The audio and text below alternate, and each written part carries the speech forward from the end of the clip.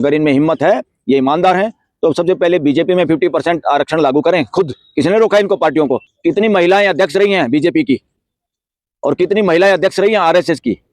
RSS का तो यही है कि नॉन ब्राह्मण कितने लोग रहे हैं उसके मुखिया। क्या तमाशा करो, क्या बेवकूफ समझ रहे हो देश को? लोगों को डरा के सरकार में बने रहने की साजिश ये लोग कर रहे हैं। इस साजिश का पर्दाफाश पूरे देश की जनता को करना चाहिए। देश के मीडिया का दुरुपयोग उसने किया है, उसके खिलाफ एक्शन होना चाहिए, इस्तीफा मांगना चाहिए पूरे देश को और बीजेपी अपोजिशन को, और लेटर लिखना चाहिए राष्ट्रपति के नाम कि इनका बर्खास्त किया जाए। ये आप मजाक बना सकते हैं क्या? सब सारी संस्थाएं चुप हैं और वो जिस तरह रौंद रहा है सिस्टम को। मीडिया जो है, दूरदर्शन है या जो हमारा चैनल है सरकारी, वो किसी बपोती थोड़ा है। राष्ट्र के नाम संदेश में देश को गुमराह करने की कोशिश करो। अरे राष्ट्र के नाम संदेश देना तो एप्स्टीन फाइल के बारे में बताइए आप। मधु किशोर के प्रश्नों का जवाब दीजिए आप राष्ट्र के नाम संदेश में। सुब्रमण्यम स्वामी के प्रश्नों का जवाब दीजिए। अब तो खुद गवर्नमेंट ने कहा था कि नई जनगणना होने के बाद डिलिमिटेशन करेंगे। एक बार जनगणना पूरी हो जाए देश की, फिर उसके बाद डिलिमिटेशन हो, यानी जो हल्के बढ़ाने हैं उनका एरिया, उनका क्षेत्रफल निश्चित किया जाए। ये तो उस वक्त करना था। अब ये जल्दबाजी में अभी आके इनको इतनी इज्जत ध्यान में आ गई, इतनी जरूरत महसूस हुई कि वोमेंस का, महिलाओं का प्रतिनिधित्व होना चाहिए। किसने रोका भाई? कितने पदाधिकारी हैं बीजेपी के अंदर? बीजेपी में अपनी खुद पार्टी में कितना रिजर्वेशन है महिलाओं के लिए? सारी पॉलिटिकल पार्टियां इस मामले में नंगी हो जाएंगी देश के सामने। ये कितनी इज्जत करते हैं महिलाओं की, कितना इनकी पार्टियों में पदाधिकारी महिलाएं हैं। किसने रोका है? ये बेवकूफ बनाने के लिए। और महिलाओं के आरोप क्या हैं? मधु किशोर का क्या आरोप है प्राइम मिनिस्टर पे? उसको उस बात का जवाब देना चाहिए या देश को गुमराह करके और तरीके के समय वेस्ट करना चाहिए पार्लियामेंटेरियन का? मैं कह रहा हूं इस देश के अंदर डिलिमिटेशन की कतई जरूरत नहीं है। महिलाओं के आरक्षण को किसने रोका भाई? आरक्षण हमेशा उस वक्त आया था सोशल और सोशल या सामाजिक रूप से पिछड़े हुए जो वर्ग हैं उनको प्रतिनिधित्व देने के लिए, उनकी भागीदारी सुनिश्चित करने के लिए आरक्षण शब्द आया था देश के अंदर संविधान में। अब महिलाओं को जनरल कोटे में आरक्षण की कहां से जरूरत है? जरूरत थी नहीं। अगर इनमें हिम्मत है, ये ईमानदार हैं, तो सबसे पहले बीजेपी में 50% आरक्षण लागू करें। खुद किसने रोका इनको पार्टियों को अपने संविधान में बदलने में? देश के संविधान में बदलाव के लिए तो पूरा देश सहमत होगा तभी होगा। मगर बीजेपी के संविधान में बदलाव करने की कितनी कोशिश की है नरेंद्र मोदी ने, उसकी टीम ने, बीजेपी के लोगों ने? करो ना 50%। अभी मौके पे 50% पदाधिकारी बनाओ ना महिलाओं को। कितनी महिलाएं अध्यक्ष रही हैं बीजेपी की और कितनी महिलाएं अध्यक्ष रही हैं आरएसएस की? आरएसएस का तो यही है कि नॉन ब्राह्मण कितने लोग रहे हैं उसके मुखिया। क्या तमाशा करो, क्या बेवकूफ समझ रहे हो देश को? देश को गुमराह करें। इन लोगों का देश के सबके विकास में, सबकी भागीदारी में कोई विश्वास नहीं है। इनका दिमाग में एक बात भरी हुई है, कैसे सत्ता पे कब्जा रखा जाए। लोकतंत्र का मतलब है लोगों की व्यवस्था। लोक राज नहीं है देश के अंदर, यानी राज किसी का नहीं है। ना व्यक्तियों का राज है, ना कानून का राज है। यहाँ सिस्टम ऑफ लॉ है, कानून की व्यवस्था है संविधान के तहत। संविधान की व्यवस्था है, संविधान का भी राज नहीं है, व्यवस्था बोलते हैं इसको, तंत्र को व्यवस्था बोलते हैं। इसलिए राज कहाँ से आ गया? और यहाँ पे जिस तरह से आप देखोगे राजाओं के बदमाशियां हम हिस्ट्री में पढ़ते हैं। राजा कैसे प्रिविलेज थे, कैसे राजा के सामने नतमस्तक होते थे लोग, किस तरह से राज दरबारी और किस तरह से चाटुकार उनकी चाटुकारिता में गीत लिखते थे। आज वही हो रहा है ना देश में भी। इंडिया में लोकतंत्र के नाम पे राजतंत्र चल रहा है, इसको समझने की जरूरत है। लेकिन भाजपा कह रही है हमने पहली बार दलित महिला को राष्ट्रपति तक पहुंचाया है। किसने पहुंचाया? भाजपा ने। अरे भाजपा कौन होती है पहुंचाने वाली? देश के प्रतिनिधियों ने पहुंचाया। ये भाजपा का गीत गाना बंद करो। देश लोकतंत्र में कोई पार्टियां देश पे ना राज कर सकती, ना उनका राज होता। वो गवर्नमेंट ऑफ इंडिया है, जिसका मतलब भारत की मानवीय व्यवस्था संविधान के तहत। वो सरकार भी नहीं है। सरकार, इसका हिंदी में जो शब्द लिखा हुआ है दैट इज नॉनसेंस। इसमें बदलाव करने की जरूरत है। सरकार शब्द बिल्कुल खत्म कर देना चाहिए सारे कानून की किताबों से भी, और हिंदी का इसका अनुवाद भारत की मानवीय व्यवस्था संविधान का ये मतलब है। सरकार वरकार कुछ नहीं। रूल ऑफ लॉ भी जो बार बार जज भी कहते हैं, इनको भी समझना होगा। संविधान में पावर शब्द यूज है, मैं कहूंगा वो भी गलती से है।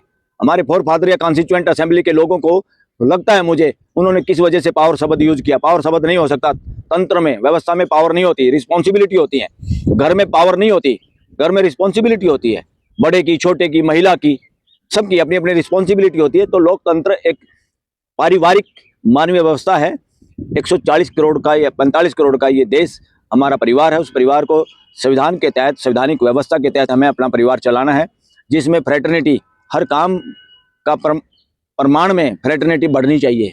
जैसे घर में भाईचारा, बड़ा बंधुत्व बढ़ना चाहिए, बने रहना चाहिए, वही परिवार खुश है। इसलिए देश में भी बंधुत्व, भाईचारा बना रहना चाहिए।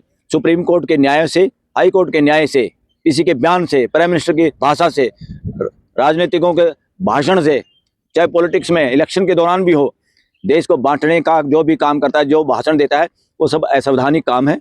वो गैर जिम्मेदार नेता हैं, गैर जिम्मेदार लोग हैं। इसलिए अब आप ज़्यादातर देखोगे पॉलिटिकल लोग जितने भी ज़्यादातर पार्लियामेंट में इसमें इस तरह के लोग हैं जो इलेक्शन में डिवाइड करने की भाषा यूज करते हैं। मैं कहूँगा असंवैधानिक भाषा यूज करते हैं और वो देश के लिए खतरनाक है।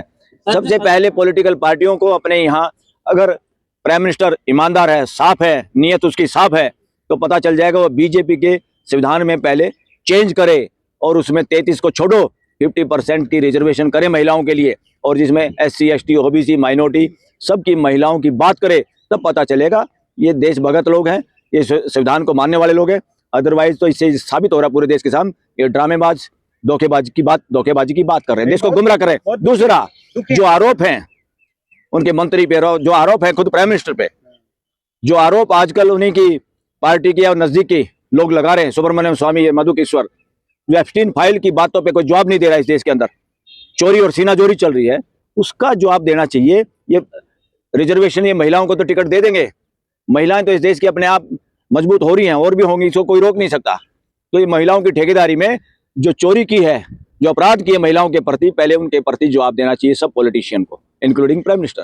तो पता चलेगा ये देश को गुमराह करने का है, देश को समझ जाना चाहिए। इस तरह के बिल लाने का मकसद भी देश का ध्यान भटकाना है, देश को मूर्ख बनाना है। देश को मूर्ख बनाने की जो भी चेष्टा करता है, चाहे पार्लियामेंट के जरिए करने की कोशिश, वो गद्दारी है, देश के साथ गद्दारी है वो। सर, सदन के अंदर जो महिला संशोधन बिल जब गिर गया, नहीं पास हुआ, उसके तुरंत बाद ही तमाम सत्ता पक्ष की तमाम जो महिला नेता थी वो हाथों में तख्तियां लेकर के बाहर निकल आती हैं। क्या पहले से तैयारी थी क्या है? और पहले तैयारी थी, ड्रामे की तैयारी है। जो महिलाएं हैं, कौन सी महिलाएं हैं ऐसी जो इंडिपेंडेंट है? बीजेपी में कौन सा नेता या MLA MP इंडिपेंडेंट है जो अपनी मर्जी से बात कर सकता है? लोग, देश के लोग सब समझते हैं कि सबके गले में पट्टा है, किसी की जुबान नहीं खुलती। बोलने का राइट टू एक्सप्रेशन देश का सबसे नीचे की गिरावट पे है, 161 162 नंबर पे 180 देशों में।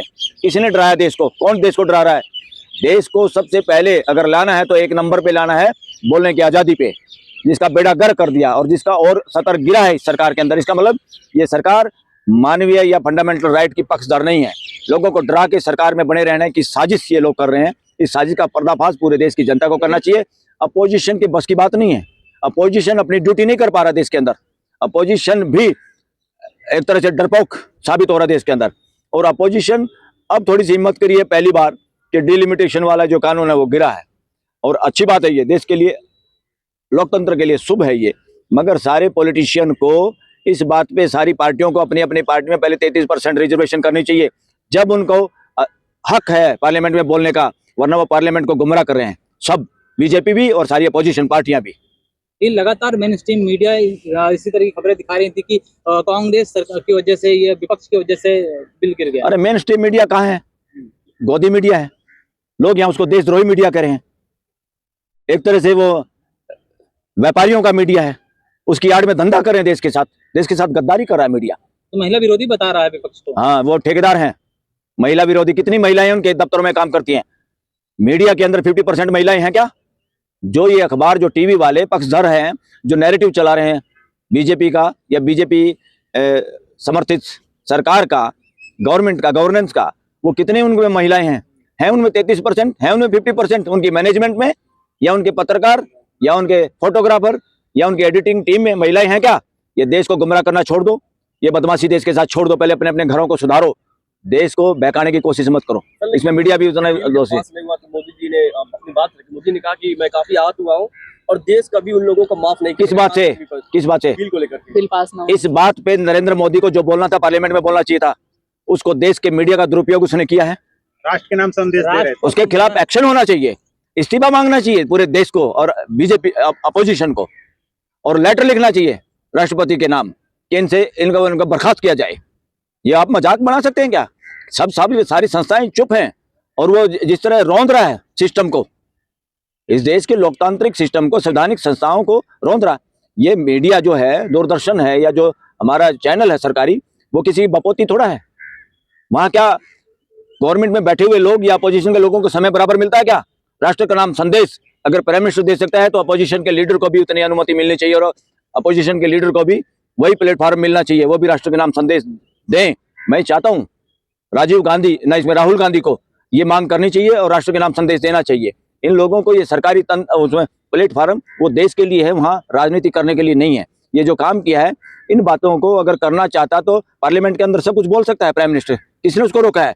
अगर तुम पॉलिटिकल उस पर राष्ट्र के नाम संदेश में देश को गुमराह करने की कोशिश करो, अरे राष्ट्र के नाम संदेश देना तो एप्स्टीन फाइल के बारे में बताइए आप, मधु किशोर के प्रश्नों का जवाब दीजिए आप राष्ट्र के नाम संदेश में, सुब्रमण्यम स्वामी के प्रश्नों का जवाब दीजिए। अगर वो लोग गलत कर रहे हैं तो उन पे मानहानि और मुकदमे दर्ज कराइए, सुब्रमण्यम स्वामी पे और मधु किशोर पे। तो देश अब उनके प्रश्न पूरे देश के प्रश्न है, पूरा देश पूछना चाहता है, तो बताओ उसका जवाब दो ना राष्ट्र के नाम के संदेश, वरना ये राष्ट्र खुद पूछेगा। इतना डरपोक नहीं है ये राष्ट्र खड़ा हो जाता है जब इसकी जरूरत होती है, ये देश खड़ा हो जाता है और ये प्रश्नों का जवाब देने में कोई भाग नहीं सकता।